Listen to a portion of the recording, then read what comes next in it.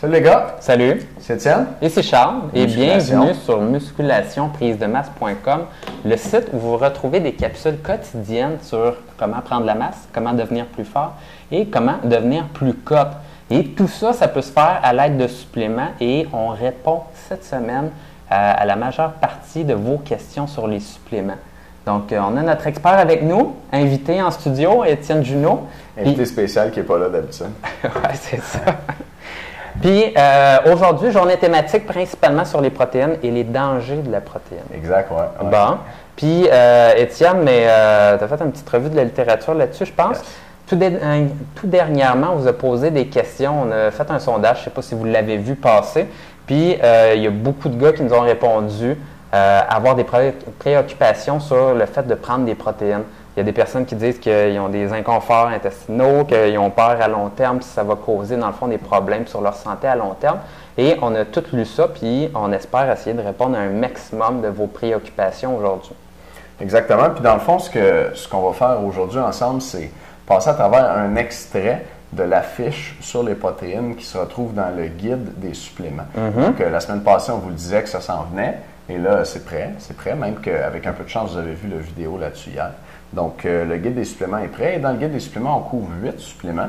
Puis j'ai la liste ici. Puis un de ces suppléments-là, c'est les protéines. Donc, pour chacun des suppléments, dans les fiches, on vous dit quoi prendre, combien en prendre, quand le prendre, les bénéfices avec les preuves scientifiques, le pourcentage d'amélioration sur votre prise de masse, comment éviter les effets secondaires, quelle marque acheter pour avoir le meilleur rapport qualité-prix. Et puis, on couvre, je vous disais, les protéines, puis on couvre 7 autres suppléments. Dans le fond, on couvre tous les suppléments dont vous nous avez parlé dans le sondage. Donc, ça, c'est les protéines, la créatine, les BCAA, les pré-workouts, les multivitamines, les oméga 3, la glutamine puis le tribulus. Ouais. Donc, ça sont les principaux vendus là, dans les magasins de suppléments, c'est clair. Puis, on a des petits spéciaux. On a 3 autres. C'est 3 suppléments dont personne ne parle qui marchent pour prendre de la masse. Ça, je trouve ça super intéressant. Moi, je lis des recherches scientifiques puis je vois des suppléments passés qui fonctionnent. Puis, il n'y a pas un chat qui nous en parle. De ces suppléments-là, il n'y a personne en 2 ans quelques sur musculation prise de masse qui nous a posé une question là-dessus. Pourtant, il y a des recherches scientifiques qui montrent que ça fonctionne. Puis, je vais vous en parler aussi. C'est un petit peu comme ma contribution dans le guide des suppléments pour prendre la masse. Donc, ça, c'est inclus. Et aujourd'hui, on passe à travers les effets secondaires potentiels des protéines. Et vous pouvez télécharger la fiche là-dessus, ou l'extrait de la fiche sur les protéines qui comprend tous les effets secondaires en dessous du vidéo d'aujourd'hui. Ça va se retrouver aussi dans le texte qui est en dessous du vidéo. Donc, si vous voulez aller chercher ça, c'est un format PDF et ça va vous donner une idée de quoi ça a l'air dans le guide des suppléments. Donc c'est un extrait tout simplement là, de la fiche des protéines. Donc, c'est seulement la partie sur les effets secondaires. Donc, c'est pas mal ça. Ben oui, puis on va y aller avec les effets secondaires. J'ai regroupé ça en 4 grandes préoccupations, puis je vais te redonner ça ici. On a bien du papier sur la table parce que ça demandait beaucoup de recherche. Ça, j'ai des articles scientifiques ici. Puis on a les fiches, donc désolé pour le bordel, mais c'est pour votre bien. Bon. Puis avant qu'on parte avec les effets secondaires, je veux vous dire que cette semaine aussi, on a une formation spéciale. La première va être ce soir. Donc c'est toujours les mardis, les jeudis, le samedi. Et cette semaine, je peux vous le dire, ça va être en rediffusion toute la journée dimanche, si vous voulez le regarder dimanche aussi. Et le titre de la formation cette semaine, c'est 3 choses qu'il faut absolument savoir sur les protéines. Et là-dedans, je vais vous parler de combien de protéines manger chaque jour pour prendre la masse le plus vite possible. Donc, l'apport en grammes, combien ça prend en grammes par jour. Je vais vous parler de 7 acides aminés qui ont des propriétés spéciales pour prendre la masse, c'est vrai. Et puis, la quantité maximale de protéines que tu peux manger en un repas. Il y a des études là-dessus, des articles scientifiques qui ont comparé différents apports et qui ont regardé la synthèse de protéines musculaires. Et puis, je vais vous montrer un de ces articles-là. Donc, c'est ce qu'on va couvrir dans la présentation.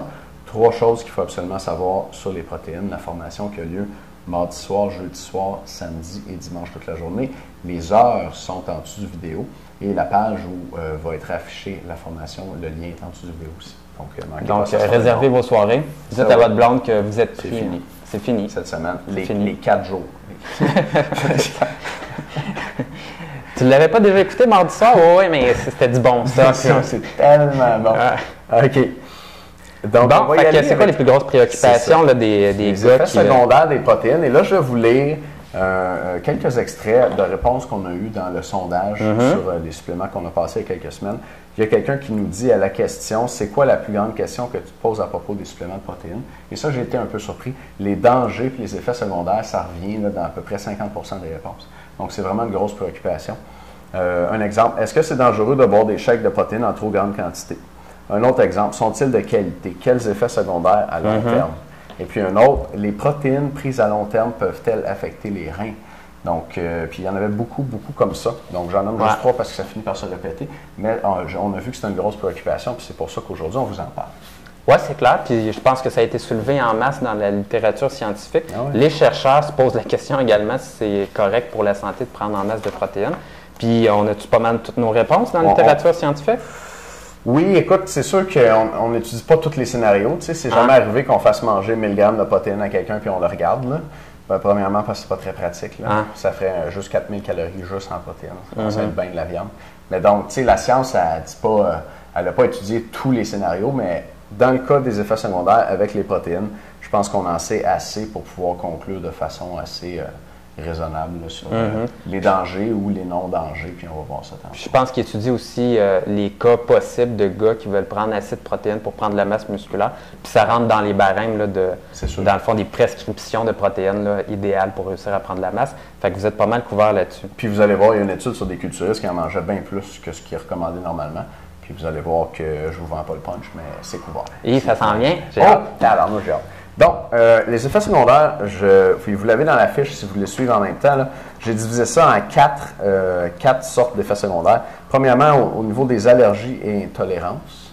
Ensuite, les effets secondaires sur le rein, si ma mémoire est bonne. Et là, je tourne la page. Et oui, fonction rénale. Ensuite, ostéoporose, on entend ça des fois, que les protéines, c'est acide, c'est pas bon pour les os. Et finalement, apport maximal, c'est quoi la quantité qu'on peut manger au maximum de protéines dans une journée? Et tout ça avec des belles études scientifiques. Donc, on va commencer ensemble tout de suite sur le premier effet secondaire potentiel et comment l'éviter, les allergies et intolérances. Vous voulez ça va prendre 2 secondes. Les protéines du lait, de lactosérum, ça c'est le whey, OK? Et la caséine sont à éviter chez les personnes allergiques aux produits laitiers ou intolérantes au lactose ou aux protéines du lait. Donc, pas de grosse surprise là-dessus. Si tu es allergique ou intolérant, prends-en pas. À ces personnes, je recommande la protéine de blanc d'œuf. Il y a des poudres de protéines de blanc d'œuf. L'œuf, ça a longtemps été la protéine de référence. Donc, si toi, tu es allergique, intolérant ou hypersensible aux protéines ou au lait, au lactose, au sucre du lait, bien, je te conseille d'y aller avec une protéine d'œuf puis de ne pas t'obstiner là-dessus. Oui, c'est clair. Puis, c'est probablement 2 allergènes possibles dans ton alimentation, les œufs et le lait. Donc, ça ne veut pas dire que tu vas avoir les 2. Donc, si le lait, tu es intolérant au lactose, tu as des problèmes avec le lait, mais vas-y avec l'œuf. Mais si jamais tu as des problèmes avec l'œuf, il y a toujours des protéines végétales aussi qui sont possibles de prendre, qui sont de moins bonne qualité, mais c'est mieux de prendre ça que rien prendre du tout. Ben oui. Et là, à ce moment-là, protéines de riz, protéines de pois également, des petits pois de chanvre. Puis j'ai vu, ils ont sorti à ne pas fumer la poudre. Protéines de chanvre. Tu t'emmènes track dans ton joint, tu sais. Ouais, c'est ça. Une protéine de chanvre. C'est bon pour la prise de masse. Puis il y a même de la protéine de patate qui est sortie. Ah ouais, pour vrai? Ça commence à être pas pire. OK. Ouais. Fait que je me fais des frites avec la poudre de protéines de patate par-dessus, ça me donne des protéines. OK, on va passer au deuxième sujet. Donc, un peu plus sérieusement, la fonction rénale. Et là, le paragraphe est plus long, je ne vais pas vous le lire au complet. Mais ça vient du fait que les protéines contiennent de l'azote. Okay? C'est ça qui, chimiquement, différencie les protéines des corps gras, donc des acides gras, et du glucose, du sucre. Dans les protéines, il y a de l'azote. Dans les autres, il n'y en a pas. Il y a du carbone, l'hydrogène, puis l'oxygène. Donc, dans les protéines, il y a de l'azote, et l'azote est éliminé par le rein. Okay? Donc, il y a des gens qui disent que si tu manges trop de protéines, tu vas avoir un surplus d'azote dans ton corps, puis tu vas éliminer ça dans ton urine sous forme d'urée. C'est comme ça que ça s'appelle, puis ça contient de l'azote là-dedans. Donc, et chez les gens qui font de l'insuffisance rénale, ça, mettons, ça arrive. Moi, j'ai un ami, il avait un problème génétique. Là. Il est né comme avec un rein bien malade. Ouais. Puis ça l'est fait enlever vers 25 ans. Fait que ce gars-là, il a un rein. Hein, il y a du monde qui a un rein. Tu peux vivre avec un rein. Tu peux vivre avec un rein, effectivement. Un rein fonctionne, là, je parle peut-être un peu à travers mon chapeau, mais genre à 99% de tes 2 reins. Fait que si t'en as juste un, t'es pas super. Oh, t'es pas peur. T'es pas peur. Puis lui, donc, il a juste un rein, mais je sais pas s'il est catégorisé comme insuffisant rénal, là, mais les gens qui ont ça, on leur recommande une diète plus faible en protéines par mesure de précaution pour ne pas surcharger le rein qui reste. D'habitude, quand il te reste juste un rein, ben, tu en as entendu parler avant. C'est quelqu'un qui t'en a parlé. Si tu ne sais pas de quoi on parle, tu as 2 reins. Pour ceux qui ne savent pas, c'est comme tu as 2 yeux, tu as 2 reins. Tu sais quand il t'en manque un. Fait que, par contre, ça, c'est chez les gens donc, qui se font de l'insuffisance rénale. Chez les gens qui ne font pas de problème de rein, il n'y a aucune raison de croire qu'un apport élevé en protéines, ça surcharge le rein. D'ailleurs, je vous le disais, il y a une étude avec des culturistes qui a été faite en Belgique par un chercheur assez connu qui s'appelle Portmans, qui est, je crois, un des profs qu'on a à l'Université du Québec à Montréal aujourd'hui. Peut-être, ça prendrait le prénom. Oui, on a Michel Portmans à l'UQAM, pas à l'Université de Montréal, à l'UQAM. Ouais. Puis, je ne sais pas si c'est le même Portmans, en tout cas. Fait que ces culturistes-là, dans l'étude en Belgique, ils mangeaient 1,27 g de protéines par livre de poids par jour. Okay. Ça, c'est énorme. C'est beaucoup. Ouais, c'est vraiment énorme. beaucoup. C'est vraiment énorme. Puis, c'est plus que ce que nous, on recommande. C'est plus que ce que vous allez trouver là, dans presque toutes les sources, même le monde qui capote et qui en mettent plus qu'il en faut. Le plus haut que j'ai vu, là, moi, c'est quelque chose comme 1,5 g par livre. Ça se peut-tu? Avec ça, on est élevé. C'est sûr que si tu manges juste des protéines dans la vie, mais pour avoir assez de calories, tu vas te rendre là. Mais c'est très rare les gars qui font ça. Protéines, c'est comme manger juste des cannes de thon toute la journée. Puis les gars qui se posent la question puis qui disent moi, je suis un gros mangeur de viande, ça cause du problème. Souvent, ces gars-là qui mangent des grosses portions, mais ils sont aussi gros puis grands. Fait qu'à ce moment-là, ils peuvent se permettre de manger plus. Fait que vous êtes correct. Donc, dans l'étude, il a comparé des culturistes qui mangeaient 1,27 g de protéines par litre de masse corporelle. Puis vous avez tout ça dans la fiche en dessous du vidéo. Il a comparé ça à des athlètes qui avaient un apport en protéines moins élevé, un apport plus dans la normale. Et là, il a mesuré des indices de la fonction rénale et du foie, il me semble. Je n'ai pas les détails ici, mais je suis pas mal sûr qu'il y a le rein, c'est sûr, puis il me semble qu'il y a le foie aussi. Et ce qu'il a trouvé dans l'étude, c'est que toutes les valeurs de ce qu'il avait mesuré étaient comparables entre les deux groupes. Donc, il n'y avait pas de différence entre ceux qui en mangeaient beaucoup, puis vraiment beaucoup dans ce cas-ci, puis ceux qui en mangeaient normalement. Et toutes les valeurs étaient aussi à l'intérieur des normes. Donc, il n'y a personne qui avait un problème de rein, visiblement, dans ce groupe-là, avec des culturistes d'expérience qui mangeaient beaucoup de protéines à tous les jours depuis plusieurs années. Et la référence, là, c'est Portman et de la lieu en 2000. La référence complète est en dessous du vidéo et dans la fiche. Donc, une deuxième chose aussi dont on vous parle là-dessus sur les reins, parce que les reins, c'est un gros mythe, fait que je voulais être sûr de creuser là-dessus puis aller chercher, faire le tour de la question. Il y a un rapport qui a été publié par l'Institute of Medicine, qui est un des... Ça dit quelque chose, l'Institut of Medicine? On ne les niaise pas, eux autres, hein? On les niaise pas. C'est une grosse institution très reconnue aux États-Unis qui publie des rapports gouvernementaux et autres là, avec beaucoup de chercheurs. C'est vraiment considéré comme étant des experts. Et l'Institute of Medicine, en 1999, il a publié pour le compte de l'armée américaine, ça aussi c'est du monde généralement assez sérieux, un rapport sur... ils ont couvert toute la question des protéines dans un rapport de 455 pages. Et là-dessus, il y avait un chapitre sur, je vous lis le titre, c'est en anglais, « Effects of Protein Intake on Renal Function and on the Development of Renal Disease ». C'est ça qu'on veut savoir. Finalement, à long terme, là, ça scrapte le rein. Les effets, en français, les effets de l'apport en protéines sur la fonction rénale et sur le développement des maladies du rein. Fait que c'est vraiment ça qu'on veut savoir. Puis ça, c'était écrit par un certain Mackenzie Walser. Et là-dessus, ça commence à la page 137. Pour ceux qui veulent aller le chercher, ils peuvent le trouver sur Internet. Il est disponible gratuitement. Et ce qu'on a à la dernière page complètement dans la conclusion. Oh, c'est pas beau? J'ai mis ça en rouge. Puis, tu peux passer à travers le rapport de 20 pages ou tu peux lire juste le résumé, la conclusion, les recommandations de l'auteur. Puis ce qu'il nous dit là-dedans, puis je vais vous lire en anglais, il dit There is no reason to restrict protein intake in healthy individuals in order to protect the kidney. Fait qu'en français, il n'y a aucune raison de restreindre l'apport en protéines chez les individus en santé pour protéger le rein. Vraiment noir sur blanc, je ne l'invente pas, c'est à la page 148 du rapport pour ceux qui veulent aller le chercher. Fait que, puis je pense que ça règle la question du je pense que ça règle la question pas mal. Là. Puis ceux qui sont sceptiques, vous pouvez lire les 20 pages du rapport, où ils montrent toutes les études scientifiques. Regardez ça, il y a des beaux graphiques là-dedans. Des beaux graphiques, c'est de la misère à t'endormir le soir. Des fois, ça marche vraiment bien. Fait que voilà pour la fonction rénale. J'espère vous avoir convaincu. Chez les gens en santé, pas de risque, pas de raison de restreindre l'apport. On a étudié des culturistes qui en mangeaient énormément, il n'y avait pas de problème. Puis il y a un monsieur ici qui a fait le tour de la question pour l'Institute of Medicine et l'armée américaine. Sûrement qu'il a fait sa job comme il faut. Puis il nous dit qu'il n'y a pas de danger. Fait qu'on va passer au prochain. Ça de l'allure. Ouais. Je suis convaincu, moi. Toi, t'hésites-tu Ça encore? devrait être prêt. Oui, mais j'aimerais ça savoir si ça cause l'ostéoporose. L'ostéoporose, ça tombe bien, c'est notre prochain sujet. Ah non. Caroline.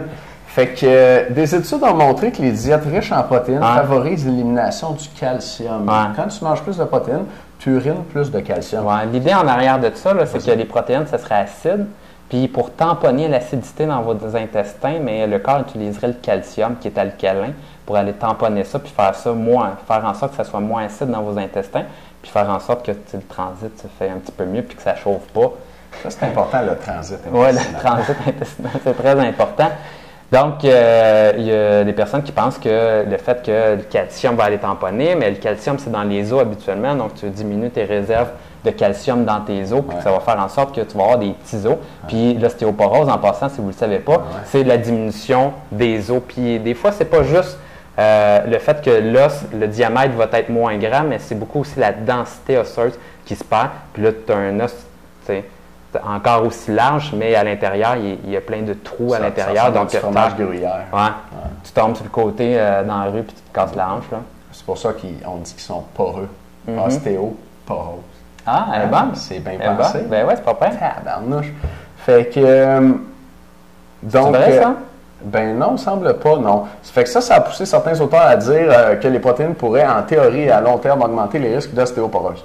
Cependant, puis ce qu'on trouve dans la littérature, c'est un peu curieux, c'est que les gens qui mangent plus de protéines, ils ont une densité minérale osseuse. Donc ça, c'est à quel point les os sont denses et pas poreux.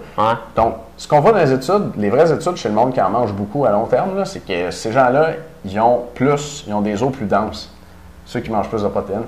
Fait que oui, c'est vrai qu'on urine plus de calcium, mais d'autre part, le calcium qu'on urine, il ne semble pas faire diminuer la densité des os. Et ça, je vous cite deux de ces études-là, une de Gainoz et Cole et une autre de Cooper et Cole, la première en 93, la deuxième en 96. Et là, j'en ai une ici, et on ne passera pas à travers au complet, mais le titre, vous voyez, c'est Dietary Protein Intake and Bone Mass in Women. C'est fait chez des femmes, mais la femme est quand même pas si différente que ça. Non, pas mal. Au niveau des os, là, ça se ressemble un peu. Ça se ressemble, oui.